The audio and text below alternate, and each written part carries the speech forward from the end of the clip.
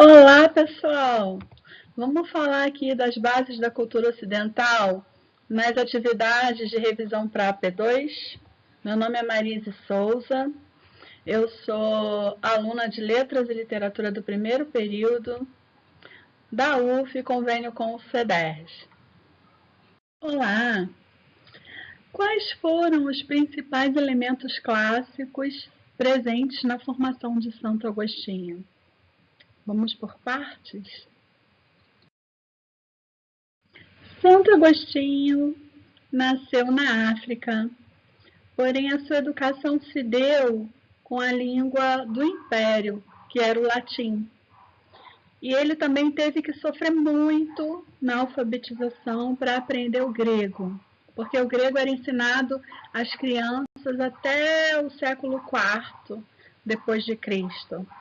Enfim, ele chegava a apanhar de vara porque era julgado preguiçoso nos estudos. Olha que coisa. Agostinho sonhava em ser um grande orador. E para ser um grande orador, deveria desenvolver a memória, a eloquência e a capacidade de improviso. E para atingir esse objetivo, ele se dedicava muito à leitura dos clássicos. O principal clássico que chamou a atenção de Agostinho foi a Eneida, de Virgílio. Aquele livro que conta a história da criação da cidade romana, da viagem daquele último sobrevivente de Troia para formar uma nova cidade, enfim. Era fundamental para os oradores saberem interpretar, terem uma boa memória. Então, além de Virgílio, Agostinho lia outros autores latinos. E justamente por ele ser tão dedicado à literatura, porque ele já tinha um objetivo muito claro da vida dele, ele esbarra com a filosofia através da literatura, quando ele lê um livro de um filósofo chamado Cícero. Vai aparecer em algum outro slide. E ele buscou, através da filosofia, a sabedoria, e isso, mais adiante, o levou à conversão ao cristianismo. A mãe dele era cristã e o pai era pagão. Então, a obra filosófica a qual me referia foi Hortêncio, do filósofo Cícero, que também era um filósofo latino. E Agostinho, então, despertou interesse pela filosofia. Porém, ele vai além da filosofia. Ele constrói conceitos gramaticais e linguísticos e desenvolve uma teoria, vamos dizer assim, das 8 partes do discurso.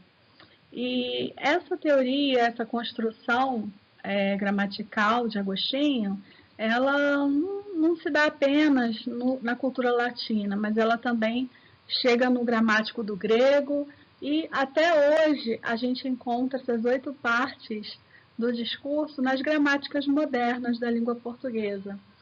E seriam quais essas 8 partes? Então, vou ler aqui para vocês. Nome, pronome, verbo, advérbio, particípio, conjunção, preposição e interjeição. A gente conhece isso aí, eu então estou tentando aprender, né? E Santo Agostinho, inclusive cita as obras de Platão para fazer suas críticas à arte e à literatura.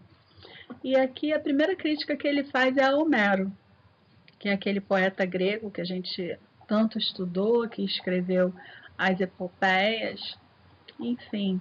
Ele critica Homero porque Homero coloca os deuses se comportando de forma imoral. E ele julga que isso seja um péssimo modelo para ser seguido. E que os jovens, se eles acham assim, se eles assistem os deuses praticando imoralidades, injustiças, violência, então os jovens se acham no direito de também fazer a mesma coisa. Ué, se Deus faz, se os deuses fazem, eu também posso. Então essa é a crítica de Santo Agostinho. A seguir ele também comenta que essas maiores torpezas são caracterizadas, são apresentadas como modelos de virtude. Ou seja, os deuses eles são honrados, eles são admirados, e tudo que eles fazem é, vamos dizer assim, para Santo Agostinho, um modelo de virtude. Mas ele não concorda com isso, por isso ele faz a crítica. E ele também, complementando da mesma forma que Platão pensava, esses exemplos, modelos apresentados através da arte poderão ser seguidos, né, pelos jovens. E aí, por quê? Porque as belas palavras, a sedução da arte, aquela coisa assim que muitas vezes nos tira da própria realidade, do mundo real, onde nos leva para um mundo virtual, de imaginação, de sensações, que isso é muito perigoso, porque pode realmente corromper o comportamento da juventude. E a gente vai ver daqui para frente de que formas isso pode acontecer. Como a arte, o teatro, a poesia muitas vezes são ficcionais, ou seja, ficção, pode ser baseada em fatos reais, mas tem elementos fantasiosos. Então, Santo Agostinho classifica essas obras como uma falsidade, a falsidade da poesia.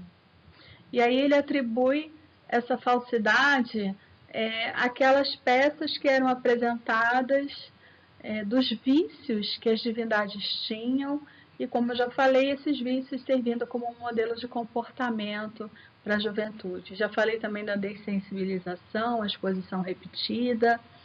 E outra coisa interessante, quando a gente começa a ter mais identificação com aquilo que é ficcional, com o irreal, o que está no mundo sensível, ou seja, a magia, a ficção, a novela, a gente esvazia a nossa compaixão com as pessoas do mundo real, porque a gente naturalizou esses sentimentos, a gente acha que é normal. Então, quando a gente vê, por exemplo, numa peça de teatro, um assassinato, aquilo para a gente acaba sendo assimilado de tal forma que pode esvaziar a nossa compaixão diante de um assassinato que ocorra na vida real, ou seja, no mundo das ideias, no mundo verdadeiro em que a gente deveria viver mais.